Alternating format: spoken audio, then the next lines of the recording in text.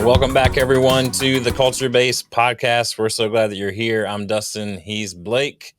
It's a great day in the neighborhood with that sweater on, isn't it? Ooh, I see what you did there. It's a wonderful day in the neighborhood. Would you be mine? Okay. Would you be mine?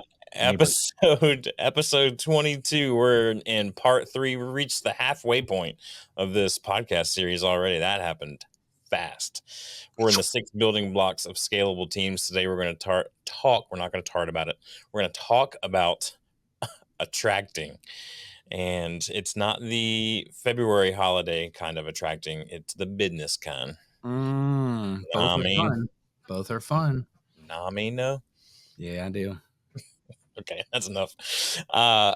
So before we get started today, we're feeling a little goofy. Y'all gonna have to deal with it. Before we get started today, want to thank everybody for listening. Remind you that we're here to help leaders know what they're about, show where they're going, and build scalable teams to get there. We would love for you to subscribe on any audio podcast platform that you're listening to this on. Leave a 5-star review would be great. If you're watching on YouTube, hello there. Thank you for watching and viewing this awesome sweater from Blake. We would love for you to hit the like button, the thumbs up. That's what that's called. The like button, subscribe, and then ring-a-ling-a-ling. Ring-a-ling-a-ling. Sorry, it's a Christmas song that's stuck in my head today. I don't know why. That's not a song. It is a song. I'll see you later. Well, it's Ring maybe the bells. It's not that one. That's not a Christmas song. Anyway, like, subscribe, ring the bell, all the things that YouTube loves for you to do, and we love for you to do. We love that you're here. We release a new episode every single week right here on the platform that you are listening or viewing this on. If you want to follow us on social media, we are on Instagram, YouTube, LinkedIn. I think we even have a Facebook page. I can't remember anymore. We're everywhere. Just find us. We are at the Culture Base, BASE. We would love to connect with you there. Or if you want to go to theculturebase.com, you can click the strategy button and get a free 30-minute strategy session with us on any of these conversations that we're talking about on any of our episodes up to now, episode 22, which brings us to today. Blake, you ready for this? Mm-hmm. Ready to be attracted? I don't know what that means. Ready to be attractive. Listen, Blake, you can only build the type of organization you want with people. That's a cold, hard fact. Sure, AI is great, but you need actual living, breathing souls that can pour their passion into seeing your company and grow. So how do you even begin to find these raging builders? And so the building blocks of great culture that we've been talking about, right, are we started with vision, right? And then we went to culture from there. Those two were the foundational piece, or what we call the clarity piece. Now we're getting into kind of the middle chunk of these building blocks. So if you imagine that we're building a building here, the building blocks are now glued together in the middle by identifying who you need on the team. And what the two key elements are for the glue is attracting and onboarding. And so today we're going to get into attracting. Next week we're going to get into onboarding, right, Blake? Absolutely. And attraction. This is, on our last podcast, I kind of gave Dustin said 10-second, and then 30 minutes later, I was still talking. He cut me off very quickly. But the thing when you started cursing, I was like, all right, we're done here. All right. He's using cuss words and stuff. We're done. No, I'm not up against it. I was just like, he's just rambling at this point. Yeah. He's ripping. That's awfully hurtful. So anyway, the thing I ended saying that apparently was rambling was I said, don't be a shitty magnet. Okay. Sometimes we don't realize that attraction comes from us, right? Like, yes, people are attracted to us, but if you aren't of the right caliber, then what you get isn't either, right? So you're going to get what you are, what you attract. At least that's what's going to stick around. So when I hear companies say, oh, our core values don't matter, and they always sound like that, like 70, 80 years old with a crotchety voice, they're core values don't matter. Yes, you're right. If it doesn't matter, then that's exactly what you're going to attract, is the things that you don't care about. So this is where, as we get into attraction, so many companies want to go and focus on taking this level of their responsibility in their company and passing it off to some recruitment agency or to someone else. And I'm not saying that's bad, But the problem is, I've worked with a lot of these recruitment agencies in past employment, working for other companies, running other companies, and I have had very little success with these. And it's because those agencies aren't meant to know you. They aren't meant to understand your culture. They aren't meant to dive into understanding the business flow of your company and how things are going to grow long term. They don't know that stuff. And all they're looking to do is pump names and numbers your way because you're going to get charged for that. Okay. And so they're thinking if we give them 50, one will stick. And unfortunately, that's not the case. One's not sticking. And all the 50 you're getting from Indeed, from I don't even know if Monster's a thing anymore, but I all used the to work for other Career Builder. agencies. What's that? I used to work for careerbuilder.com. You remember that? I didn't know that. That's crazy. Yeah. So, but all these things, here's the thing. All 50 are in every one of them. Hmm. So it's basically they look like different ponds. It's the same pond. You're fishing the same pond over and over. And the thing is fish aren't necessarily like, oh, look, a fisher. I want to go join his team, right? Like you want to find people who want to be a part of your team. And so you need to attract those people. You need to know how to reach those people in an authentic way that is not going to be some cognitive dissonance to your team when they join. And they're like, oh, this person's not kind and caring like they acted like in the recruitment phase. They seem, cold and they don't even care about us as a person. Like, so you've got to have true, authentic attraction branding techniques, marketing, whatever. Like it's got to be authentic. Okay. So this is where no recruitment company is going to understand your culture and strategy. So you have to own that aspect. If you use those as tools, great. But you need to filter that and understand that you're going to be spending a ton of money on that stuff.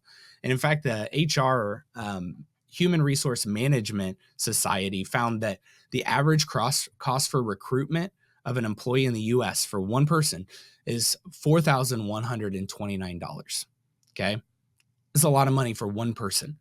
Okay. Mm-hmm. And the National Association of College and Employers states that the cost actually is higher. It's more like $7,600 on average. And it takes about 42 days to get someone from that attraction phase in the door and actually sticking around. So, like, to even get that process happening, you're looking at a month and a half out. Is your strategy set up for that? Or do you think, oh, we'll just send out something and we'll have someone hired by next week because we have a need now. We'll just have it by next week. Those days are gone, way gone. That is not the place we are at today. So how do you attract the right people? Yeah. So we've talked about this concept in the last couple episodes of SLD. It's the strategy, logistics, and the distribution. And that's going to kind of be the meat of our episodes throughout here is we're going to kind of paint what the issue is. We're going to talk about the building block, but then we're going to give you some real strategy, logistics, and distribution on how to implement those things immediately. And strategy, when we say strategy, Blake, we're talking about the roadmap. When we talk about logistics, we're talking about how to implement the roadmap, right? And then when we're talking about distribution, we're talking about now the rubber hits the road. How do we communicate this? How do we keep it accountable within our organizations? So why don't you walk us through real briefly, or not briefly, take as long as you want. Here's an opportunity for you to ramble, Blake. Don't ramble, but give us some wisdoms, give us some sweater vibe wisdoms on the strategy of attraction. Oh, he went glasses again. It's been a couple episodes. This has got a thumbnail written all over it. So give me a good still shot real quick. There it is. I'll use one of those. Okay, cool. Anyway, thanks. So strategy, first part of strategy, I think we want to jump right into all the meat and potatoes. I'm going to take the glasses off because I appreciate that. It's distracting me. We want to jump right in, but I think it's really important before you jump into any of the strategy, you've got to know who you're attracting. So do you know who you are? Like this is like I don't even remember what movie it was, but Zoolander. He's like, who am I? And he looks into the spoon or whatever. He's like, who am I? He's like, I don't know.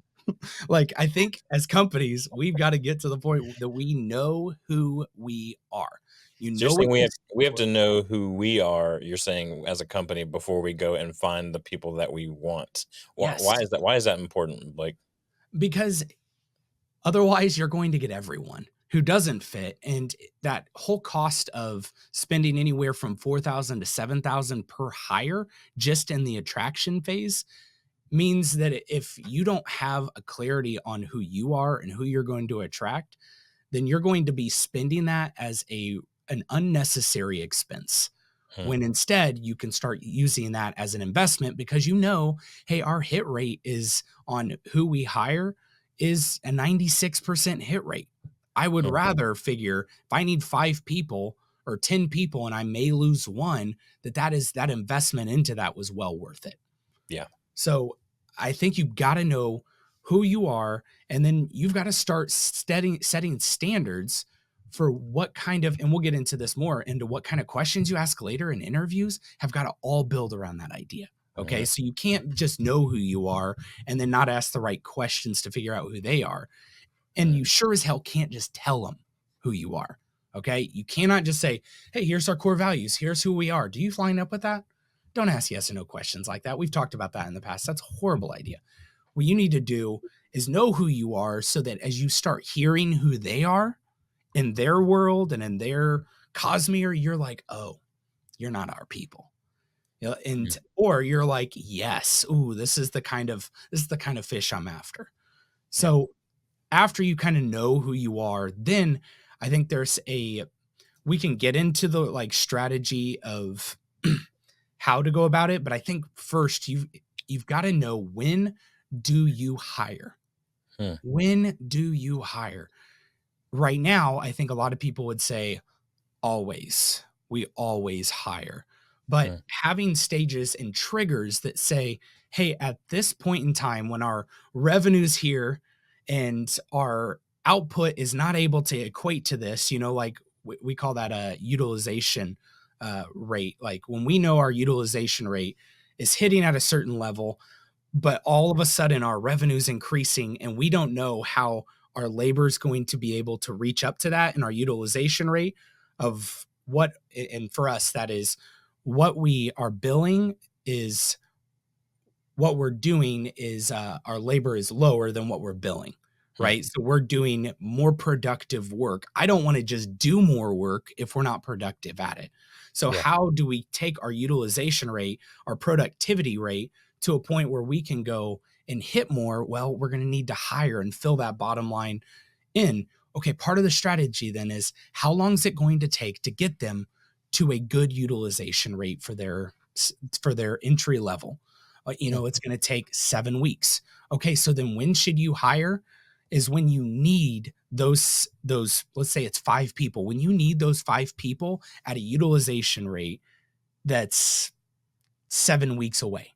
So anytime we see our revenue, or for us, well, it's labor hours. When we see our labor hours hit a certain point that we're like, oof, we don't have the labor hours existing to hit that, and we're not going to be able to be productive doing so. We need to hire 8 weeks out.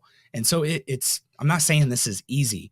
That's why this is part of the strategy. But mhm, having game plans and triggers, maybe for you, it's yeah, once a certain number of clients come in, you have to have a certain number of people in order to hit right. your rate right.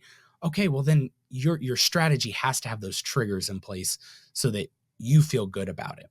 Yeah, it's classic thinking of future you and future us as an organization as you move ahead versus constantly being reactionary all the time. It gives you time to respond.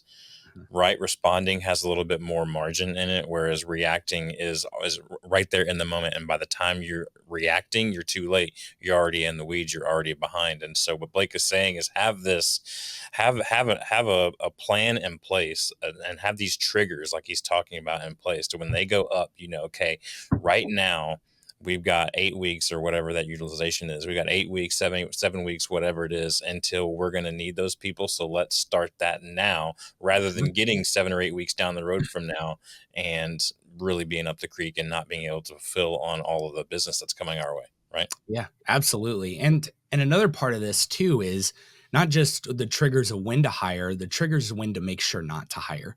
So Mm, for us right now going into Q1, we're hesitant because Q1 tends to historically be a lower quarter for us. And like we're feeling it, we're feeling like, man, we need more people. But at the same time, I don't see the labor hours equating in February that we need that. And then we're going to have to shell out more cash in order to keep those people, or we're going to have to cut them. And then we've lost a lot of investment. And so if you yeah, don't think about those triggers of when to and when definitely not to, if you don't have those boundaries, you're just going to be fighting cash flow or you're going to be fighting needing people and you're never going to be in a place of comfort. mm, And I'm not saying you're going to be like, oh, this is easy street. That's not probably not going to be the case. But knowing your boundaries and knowing your triggers of when to and when not to is going to help you navigate and be more of a self-guided missile that's responding to its surroundings better. right. But go ahead. I was just gonna say, and as we're working down these strategies, we've talked about this in previous episodes before. About I think it was an episode we did called "Process, Process, Process." Like Mhm. these triggers and these items to look for, and utilization strategies, all these things that we're talking about, they need to be documented so that when the trigger does go off, you can go to that process that you have written down, pull it, and go, here's our game plan. We've already prepared for this. It's responding. We're not reacting anymore. Like we're ready for it. Yep. So when you think of your recruitment strategy, um, and I want to say this, and this is not me trying to be braggy here, but I am in an industry that is really hard to find people. I'm in an industry that the average age is 48 to 50 something because people don't want to be in it. And our age is like 26 is the average age for our industry. Our ability to find people, I have to this date at least, I have not had to use a recruitment agency. I have not had to use any outside source. I have not spent $1 on even marketing because we know what we're looking for. We know how to speak to who we're looking for, and we know how to bring value to those people. And because of that, we don't have to. All we would have to do today is go out and market to our team first. We always say, hey, team, we're going to be doing a strategy here, or we're going to be doing a cultural interview here because we believe we need to hire X amount of people. I love friends of friends, love them. Like friends of friends helps get a lot closer to what you're looking for. Not perfect, but it helps you get closer. And then only other thing we do is go onto our social media, which we're commercial. We're not residential in our nature, which tends to be a lot better in social. We're pretty trashy on social, and that's okay. Like we're more there to say, hey, we've got a Facebook, but we use it and we're just like, hey, we're hiring. And then people who know us and know our character are like, oh, I know someone who can come and join your team. Oh, I know someone who's shown interest. I know that's all we've had to do because we know what we're looking for and people know us by our brand. And so because we haven't had to do that, it's great. I just want you to know it's possible, even in Right. a industry you may not think it is possible. So Right. your recruitment, are you using Indeed? That's okay. Are you using these things? That's fine. But what's your plan? What's your break even for using these? Or are you just seeing it as an expense and not really paying attention to it? I think you have Right. to have a strategy of who are we looking for? What's a good hire? And if you can't come to that, it's going to be a challenge. And I think we need to keep going on. We're really hanging out in strategy. A couple other types of strategies that I would encourage you on though. Generational strategy. I know I'm not an HR company and I'm not a lawyer. And so I know the whole like, hey, what you can't hire based off of age, and that's good. I really don't think we should discriminate by age. I don't think we should discriminate by any other race or sexual orientation. I don't care about any of that. But my point is this. I think one thing that we need to look at is future and is longevity. And the average age of our industry is a certain age. We're hiring a lot younger. Does it mean we're not like interviewing people? Oh no, we have people who are Gen Xers. We have people who are boomers. We have people who are millennials and Gen Zs. We're not afraid of that. If it's the right person, it's the right person. And you Right. have to have that mentality. Yeah. But longevity is an important part of it. How long is this going to go? How do we want to see this strategy go? Are we only hiring Gen Xers because you don't want to deal with the dumb millennials and Gen Zs? Is that your mentality? If it is, you have a short game ahead of you. Hmm. Okay. And then you're going to be trying to find people, and your only response is there's nobody out there. There are. You just haven't had a strategy generationally to do this. And when you know what you're looking for, then you go into a marketing strategy and figuring out your roadmap for how you hire. Do we do a cultural interview? Then do we do a one-on-one interview? Then do we do a, assessment type of a personality assessment? Do we do a cognitive assessment? There are a lot of those things that you want to be able to roadmap it, because maybe you don't want to, some of these personality tests cost money, and you Hmm. don't want to do that until they're like last, you know, last 10% of whoever you're going to hire.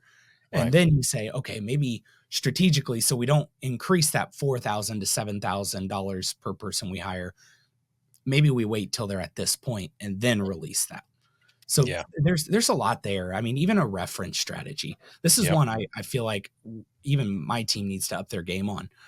Is how are we doing references? Are we calling and checking employment? Okay, great. That's a permission to play. But are we asking the right questions? And you may not always get good answers, but be really curious. Be really hopeful with whoever you're hiring, or potentially hiring. And like this sounds horrible. I don't remember who said this recently. A friend of mine, might have been Dustin even, but they said, if their response is they're a really great person, chances are they're a crappy worker. Okay, so sometimes it's reading between the lines, right? And maybe you Yeah. don't take a full like belief. Everything's a grain of salt. Um, but if all they can say is they're a great person, like maybe not. Right. Right. It's like if you were gonna go on a blind date and someone said like, but she's got a great personality, then you're in your mind, you're going, well, she's ugly or fat. It's one of those two. Yeah, right. She's got a great heart. Got a great Got a heart. great heart, right? Bless her I heart. love it. I also think too, just to wrap up the strategy session, you kind of alluded to this earlier with your team specifically, but I think a good referral strategy is another good cost effective way to going forward. So he talked, like Blake said, I love friend of a friend. Like friend of a friend is like, we know if you look up marketing 101 and what the number one marketing strategy is in the world and always has been and always will be, it's word of mouth. Yeah. Nothing will ever top word of mouth. Word of Right. mouth, though, carries because of your branding, right? But part of that branding is your referral strategy. And so, do you have a plan in place for your best players on Mm. your team to go recruit and refer other great players? Like they Yeah. should be rewarded for that. Yeah. You know what I mean? Like, and you want to tell them, like, we value you being out in the society and making those connections Mm. monetarily. Like, Yeah. we're going to reward you for bringing us top talent because Yep. that's something that is important to us around here, and we want Mm. you to have ownership of who is on this team. You see how just kind of all those things, like it sounds like buzzwords right now, but it's Mhm. really all of these things that we're talking about. I know it sounds like we're getting into like a hiring firm, but we're not, because all Yep. of these things affect your culture. Who you Mhm. let in the door and who you allow to have ownership, who's already on your team, are huge, Yeah. huge ingredients in the ideal culture that we talked about last week. Yeah, absolutely. And there are a lot of different perspectives on referrals. And you know what? Have a level of accountability, right? Like there it doesn't have to be, well, we're gonna give $10,000 to if you bring one person in. Some people are that desperate, right? But what they're coming into, you gotta be able to have a good environment that that person wants to stick around. So Right. some people have, qualifiers. They got to stay for X amount of time. They've got Hmm. to, be here. They got to make it through your 90 days and, Yeah. or your whatever probationary All period. smart. Yep. All really, really good ideas, but Hmm. rewarding that person, like I'm a little less into sign on bonuses because I Hmm. think it's, for me, I just feel like they tend to be manipulating by the dollar and not by what this team is. That's just me. You Yeah. you do them, great, enjoy. But I do love the idea of referrals. I love Mhm. the idea of, hey, you bring someone on who you think and believe is going to fit our culture and they're going to make it through the 90 days, you'll get some kind of response. I love that idea. And we Yeah. haven't even taken that, to heart, but we should, because look at that, like $4,000 to $7,000 on average per person. So if they're cutting down our time frame um, to get to what Yeah. it is, that If you man, took a fraction of that and you told me as one of your employees that if I bring someone on and they're a good fit after 90 days, I get $1,000, I'm all in. You won't stop me from bringing you people. right? Exactly. You know what I mean? Exactly. Like, and quality people because I want $1,000. I don't want to just bring you people to hire. Like, I want to bring you, and that's a core. That's a fourth, a fraction of that Yeah. $4,000 cost, that which is on the low end of what we were talking about earlier. Anyway, I know we're spending a ton of time, Blake, on strategy here, but I really feel like this topic, this is where the meat is for attraction. Once we roll into these logistics and distribution here to kind of round out our episode here in a minute, those are going to be things that you're going to be like, okay, well, we've spent so much time on the strategy here. Essentially, what we're doing now is hitting play. We're just pressing play. We're trusting the process and we're going through these things. And so the logistics, Blake, as we move into that, this is the how for our strategies. We went through all these strategies: generational, marketing, interviewing, reference, referrals, all these different things. Now we're getting into the hows. We talked Mhm. about interview questions. We had a great episode on interview questions. It was one of my most favorite, most fun episodes we've ever done. Back episode 11, if you want to go listen to that I've had a lot of episode. people hit me up about that one, actually. Yeah, Like, hey, man, we love that episode. Thanks it for was a doing that. good I one. never even thought about this. It's Yeah. pretty cool. It is a fun one. It's a really fun one. I would highly suggest go back and listen to episode 11, where we talk about all these different kinds of interview questions. If you're like, I don't even know what to ask, start writing down great questions Mhm. and start by listening to episode 11, because there's tons of great questions in there. But in those questions, we talked last week about hiring and firing on values. Like, this is where those questions meet the road. It's not just having interesting questions for the sake of having interesting questions and the person walks out of your interview going, wow, that was the most interesting interview I've ever had, or that was actually more fun than I expected it to be. Yeah, those are all great compliments, but really what you're there for at the end of the day is the reason that you're asking the questions. And that's what I really love about episode 11, just to keep nailing that down for y'all, as we talk about these questions, saying like, hey, here's why we're asking this question, what we're listening for specifically in the answer. It's not even about the answer, it's what we're listening for inside of the answer. And that's where having those values as a part of your interview question, it's one thing to say, hey, you know what, Blake, we here at ABC Incorporated, we really believe we is greater than me. What do you think about that? Well, if you ask it Sounds that, neat. yeah, if you ask it that way, they're going to go, well, of course, right? What But a if nifty you ask, glimpse.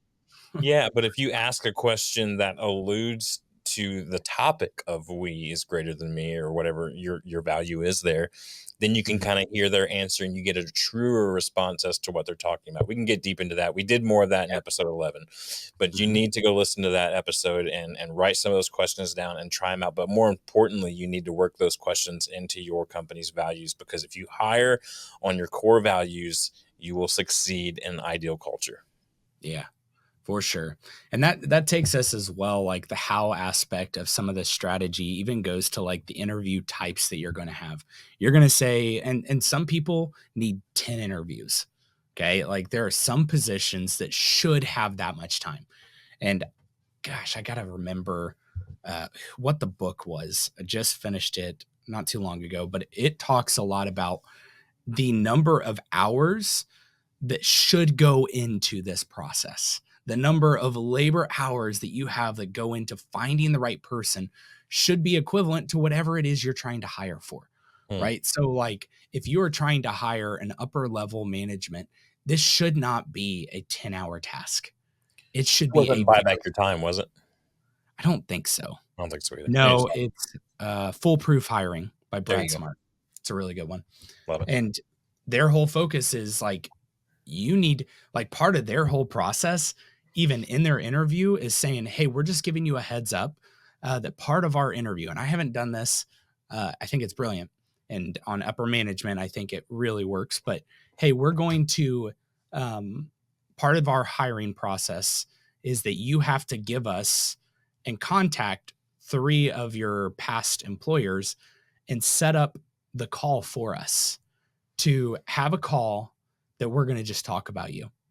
Hmm. And that's part of their interview process. And they said that a lot of times it weeds out the people who aren't willing to do that because they only want to feed you those. And so if they know that, Yeah. they won't even go through the rest of the process Wow. and won't show up. And that's great. It is great to get that kind of feedback. A lot of people get so frustrated. They're like, man, we sent out, 10 people said they were going to show up and only 4 came. Perfect. Do you know what a blessing that is? That is such a blessing that you didn't have to go figure out that 6 of these people aren't going to make it. You didn't even have to spend an ounce of energy. That's perfect. So, understanding that that is not a bad thing, that sometimes Right. that's a good thing.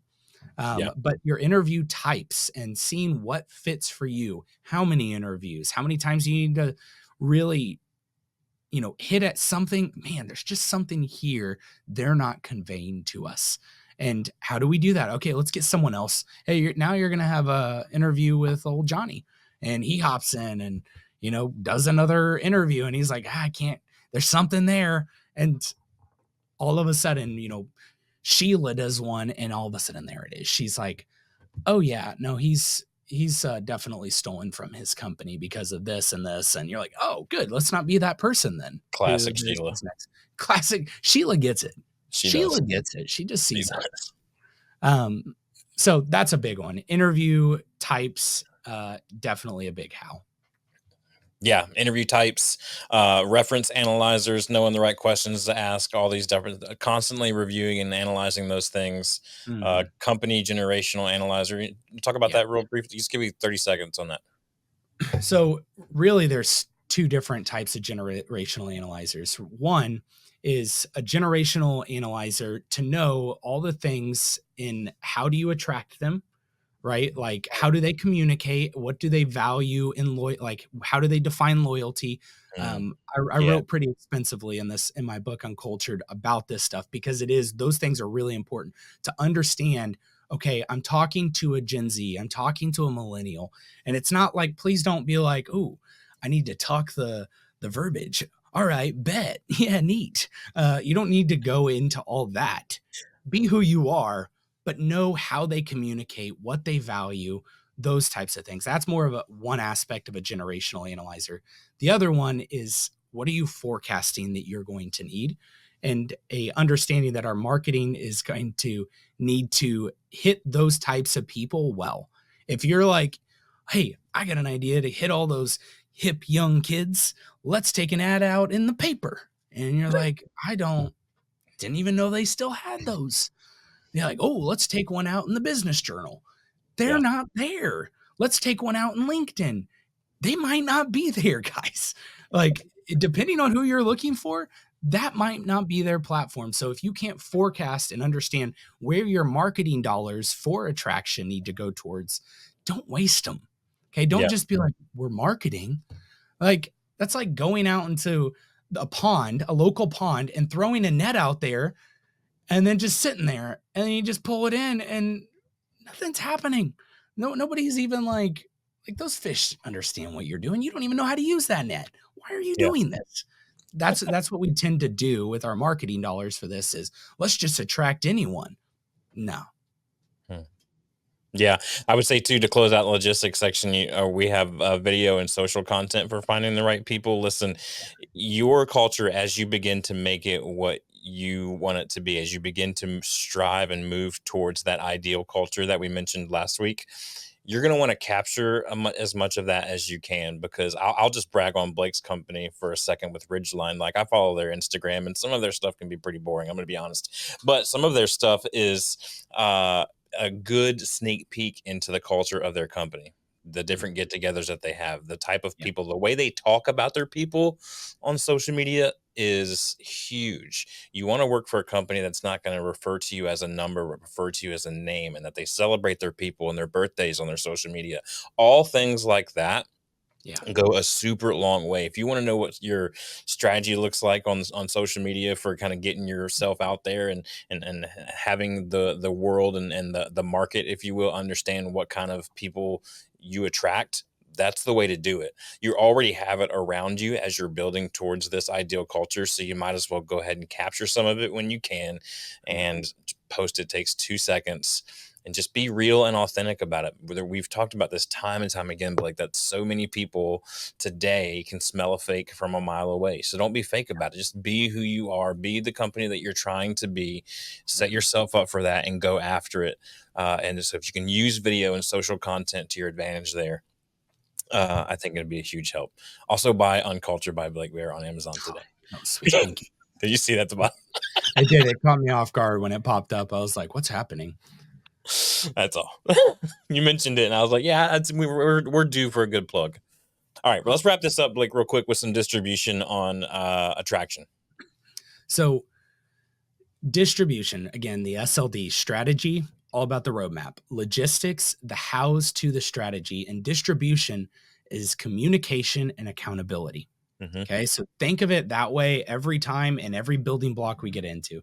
Distribution, how you communicate this, and the accountability to which you make sure these things happen. So first, I cannot hit it hard enough.